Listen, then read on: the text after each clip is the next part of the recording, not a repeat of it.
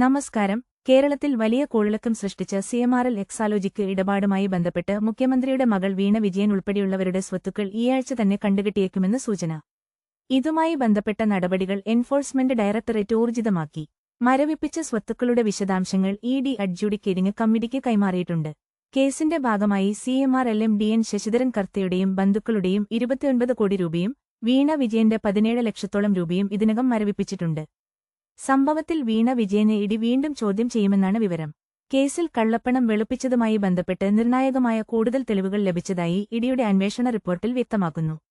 ചരക്കുനീക്കത്തിന്റെ ചെലവെന്ന വ്യാജേന ട്രാൻസ്പോർട്ടർമാരുടെ അക്കൗണ്ടുകളിലേക്ക് പണം കൈമാറുകയും പിന്നീട് ഈ തുക പിൻവലിച്ച് സിഎംആർഎല്ലിലെ ഉന്നത ഉദ്യോഗസ്ഥർക്ക് തന്നെ തിരികെ നൽകുകയുമാണ് ചെയ്തിരുന്നത്.